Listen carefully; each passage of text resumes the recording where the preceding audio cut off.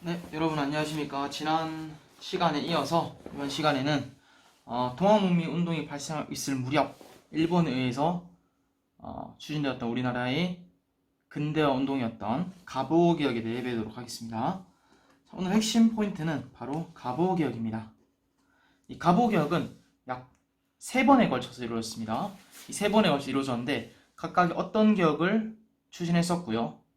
그리고 그 과정이 어떻게 되는지, 그리고 그 속 내용은 어떻게 했는지를 파악하는 것이 바로 시험 핵심 포인트를 할 수 있겠습니다. 내신이나 수능이나 평가원이나 빈출되는 주제이기 때문에 반드시 보시기 바랍니다. 가보개혁은 이렇습니다. 먼저 우리가 지난 시간에 배웠듯이 동아농민 운동을 하면서 전주화약을 체결하고 나서 일본군이 바로 들어옵니다. 일본군이 들어오는데 강제로 점령해버리죠. 그리고 이 교정청이라는 조선 정부의 자유로운 스스로의 개혁 의지를 표방하던 기구였던 이 기구를 없애버리고 친일 내각인 군국기무처를 설치합니다. 그래서 이 기구를 중심으로 우리 조선이 근대화 운동을 시작합니다. 그래서 일본은 이 내정개혁을 강요하고요. 동시에 한 걸음 뒤에 서서 청일전쟁을 추진함으로써 1차 개혁 시기에는 비교적 일본의 개입이 상당히 적은 상태로 시작을 합니다. 그래서 김홍집이란 사람이 말하자면 개혁의 총책임자가 돼서 내각을 만들고요. 이 군국기무처라는 기구가 개혁을 주도합니다. 교정청이 아닙니다. 군국기무처입니다. 그래서 이 가보개혁은 갑신정변과 그리고 동학농민 운동이 요구했던 신분제 폐지 이런 것들을 강력하게 추진합니다.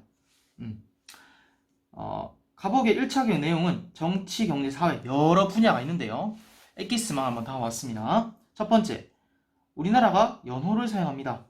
개국 502년이라 해서 1894년은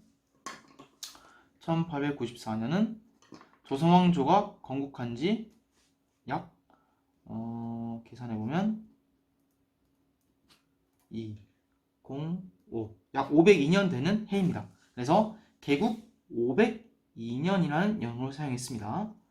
그 다음에 왕실과 정부 사무를 분리했다. 그래서 왕이라는 사람이 정부 일을 개입하지 못하도록 묶어뒀습니다. 또한 우리가 6조라는 것을 배웠을 겁니다. 2조, 예조, 병조, 형조, 공조, 호조 이런 기관을 6조라고 하는데 이 6조라는 것을 조금 더 세밀하게 쪼개서 8아문으로 바꿨습니다. 8아문. 그리고 우리가 고려시대 광종 때 썼던 과거제가 드디어 폐지가 됩니다. 그다음 재정적으로 탁지아문이라는 기구에 재정을 몰아넣습니다. 갑신정변 때도 호조로 재정을 일원화시키는 것과 같은 원리입니다. 또한 조세를 급납화시켰답니다. 말하자면 조세를 더 이상 쌀이나 가죽이나 특산품이나 이런 것이 아니라 오로지 돈으로 납부하게 하는 조세를 급납화시켰다고요. 현물 납부가 아닌 화폐 납부를 시켰다고요. 급납화. 도량행도 통일했다. 그 다음에 사회적으로는 드디어 신분제가 폐지됩니다. 선비, 노비, 양인 구분이 없습니다. 이제 모든 사람이 똑같은 신분입니다. 그래서 신분이 폐지됩니다. 다음 노비제가 없어지고요.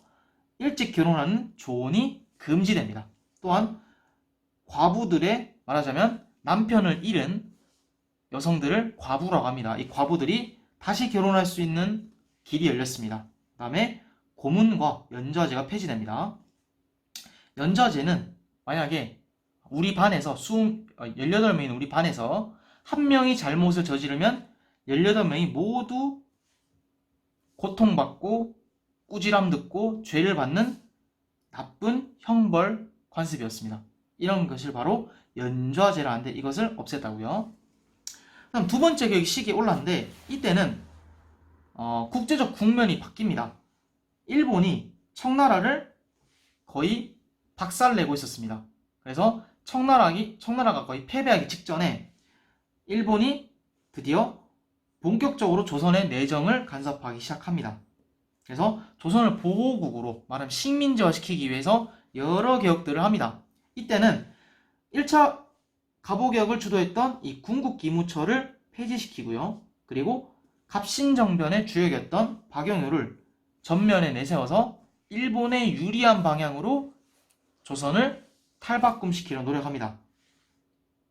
그 와중에 고종은 홍범 14조라는 것을 만들어서 청나라의 의존적 관계를 청산하겠다라는 이런 슬로건, 말하자면 타이틀을 내걸고 개혁을 합니다. 주요 내용은 의정부라는 기구가 우리 조선 초부터 있었는데 이 기구를 내각이라는 이름으로 바꿉니다. 의정부가 없어졌습니다. 그 다음에 사법권을 독립시켰습니다. 말하자면 원래 조선시대까지만 해도 각 지역에 있는 수령, 그러니까 말하자면 뭐 청송군수라든지 뭐 대구시장, 경남도지사 이런 사람들을 뭐 말하자면 수령이라고 하는데 이 사람들이 군사권을 갖고 있었고요. 재판권도 갖고 있었고요. 그 다음에 조세 징수권을 갖고 있습니다. 말하자면 무소불위의 권력자입니다. 그래서 이것을 수령들이 갖고 있던 이 사법권을 독립시킴으로써 수령들의 권한을 약화시키고요. 정부의 힘을 강화시킵니다. 또한 이 지방제도를 바꾸는데요. 우리는 지금 대한민국은 8도가 있습니다. 8도. 물론 북한까지 더하면 16도이지만 지금 우리나라가 분단 상황인 것을 고려해서 남부에 있는 4개 도를 남도와 북도로 나눴습니다. 그래서 남한에도 8도가 있는데요. 이때 갑오 2차 개혁 때 23개의 부로 행정구역을 다시 쪼갭니다. 지방원 권한 축소했고요. 사법권 독립했다는 거에서 또한 한성사범학교 관제에서 교사들을 양성하는 최초의 학교를 만들었다 보면 되겠습니다. 지금 말하자면 각 대학의 사범대학이라고 보시면 되겠습니다. 다음 뭐 소학교도 만들었다, 초등학교 만들었다, 다음에 외국어학교도 만들려고 했었다라는 것을 보면 되겠습니다. 넘어가겠습니다. 하지만 이런 갑오개혁은 파국에 치닫습니다. 중단이 되기 이릅니다. 그것은 바로 일본이 청일전쟁 이후에 시모노세키 조약으로 인해서 청나라에 큰 배상금을 받고요. 2억령에 달하는 배상금, 그리고 요동반도, 말하자면 랴오둥반도와 그 다음에 타이완을 받는데요.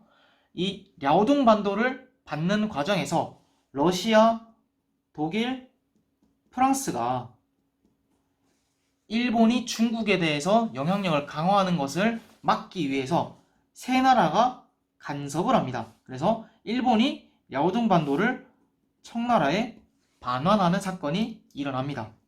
그래서 고종과 명성황후는 더 이상 일본에 기댔다가는 우리나라가 언제 빼앗길지 모른다라는 위기의식에 의해서 러시아에 친항이 지냅니다. 그래서 일본을 견제하죠.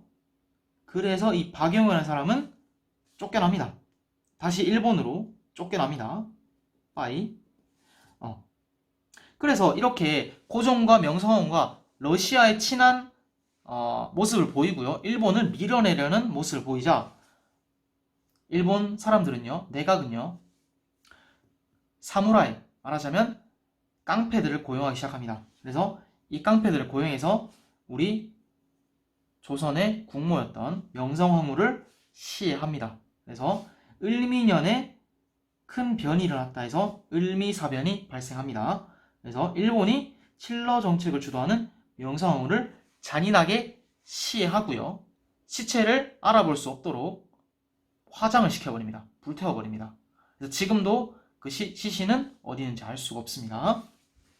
그렇게 해서 을미사변 이후에 일본은 노골적으로 내정을 간섭합니다. 그래서 이때는 개혁을 을미년에 했다 해서 을미개혁이라 합니다. 을미개혁, 마지막 3차 개혁. 특징은 역시 김홍집이라는 사람이 또 참여합니다. 근데 역시 친일적인 모습을 보였고 급진적인 모습이 보입니다. 그런데 이 개혁은 나중에 고종 황제가 고종이 러시아를 아라사라고 하거든요. 러시아를 아라사라는데 이 러시아의 공사관인 아라사 공사관으로 왕이 이동했다 해서 아관 파천으로 인해 경복궁에 왕이 없습니다. 일본은 더 이상 영향력 발휘할 수 없었습니다. 그래서 중단되고요. 김홍집은 나중에 집으로 가는 와중에 백성들의 돌팔매질을 당해서 그 자리에서 사망하게 됩니다. 이러면서 이 갑오-을미개혁, 갑오개혁과 을미개혁 약 3차례에 걸쳐서 일어났던 우리나라의 근대화 운동은 여기서 마무리되는데 주요 내용은 연호를 건양이라 사용했대요. 건양. 그리고 태양력을 사용했답니다. 말하자면 태양이 움직이는 위치에 따라서 달력을 만드는 겁니다. 그래서 지금 선생님의 생일이 있는데 지금 태양력으로 합니다. 근데 우리 부모님이나 할머니들은 음력이라는 방법을 씁니다. 그래서 예를 들어 오늘이 뭐 8월 27일이라고 한다면 음력으론 약 뭐 7월 며칠이라 해서 달의 이동 주기를 가지고 달력을 만드는 것을 태음력이라 하는데 이전까지는 태음력이라 썼는데 이 을미개혁부터는 태양력을 사용했습니다. 그리고 종두법이라는 걸 실시했대요. 이 종두법은 지금은 많이 없어졌지만은 옛날에 천연두라는 질병이 있었습니다. 뭐 지금 말하자면 수두 같은 거 선생님도 수두를 알았었는데 온몸에 이렇게 방울 같은 게 나면서 그걸 긁다가 죽는 병인데 이 천연두를 당시에는 예방이 어려웠습니다. 근데 이것을 예방하기 위한 예방 접종이 나오는데 이게 종두법입니다. 그래서 이 천연두를 예방하기 위해서 소의 바이러스를 주입해서 인간의 면역력, 항체를 생기게 하는 방법으로 이 종두법을 실시했고요. 그 다음에 단발령이라는 것을 실시한답니다. 그래서 이 단발령, 머리를 자르는 겁니다. 지금 여러분들 머리를 누구도 규제하지 않죠. 여러분 스스로 외모를 단정하게 한다거나 아니면 뭐 관리하기 어렵다라는 이유로 머리를 커트하거나 미용을 위해서 하는데 이 당시에는 일본이 조선인들의 정신을 없애겠다라는 이유로 단발령을 실시합니다. 그래서 이러한 을미사변과 단발령으로 인해서 나중에 을미의병이 발생하기도 합니다. 나중에 더 배우겠습니다. 또한 뭐 우편사무도 했고요. 소학교라는 것도 건립이 됩니다. 넘어가겠습니다. 그래서 이러한 갑오-을미개혁을 숨가쁘게 달려왔었는데 이 갑오-을미개혁은 의미도 있지만 한계도 명확히 있습니다. 보면요. 성격은 우리나라 관료들이 일단 자율성을 가지고 주도한 시기도 있었습니다. 그 다음에 개화파, 말하자면 갑신정변의 주동 세력과 통합농민군의 요구가 적절히 반영됐습니다. 예를 들어 뭐 신분제 폐지. 그래서 의는 신분제도를 철폐하기 때문에 평등사회로 가는 길이 열렸습니다. 우리 지금 절대 차별받지 않죠. 사람에 따라 계급이 있거나 지위가 있는 것이 아니죠. 평등합니다. 또한 내각 중심의 정치를 실시해서 왕이 독단적으로 정권 행하는 전제군주제의 극복을 시도를 했습니다. 그래서 결론적으로 근대국가, 지금 우리나라 같은 근대국가 건설을 향한 큰 발걸음을 취했습니다. 그렇지만 개혁 주도 세력이 뭐 김홍집이다, 박영효다 이런 친일 관료 출신의 사람들이 의존했습니다. 개혁을 주도했습니다. 그래서 일본에 너무 의존했습니다. 너무 타율적입니다. 그래서 역시 민중의 지지를 얻는 것은 실패합니다. 결정적으로 을미사변이나 단발령 이런 것은 민중에게 결정적으로 등을 돌리는 계기가 됩니다. 그래서 결론적으로 또한 일본이 개혁을 주도한다면 당연히 조선이 국방력이 강화된 것을 전혀 원하지 않습니다. 일본은 항상 조선을 식민지화시키고 싶어 안달난 나라이기 때문에 조선의 국방력 강화를 해주지 않았습니다. 뭐 몇 개 경찰 제도를 바꾼다든지 이 정도 선에서 개혁을 마무리시켰습니다. 그래서 국방력 강화와 그리고 우리나라가 스스로 산업을 키우고 부자 나라가 될 수 있는 상공업을 진행시킨 데는 굉장히 소홀했습니다. 이러한 한계점이 있었습니다.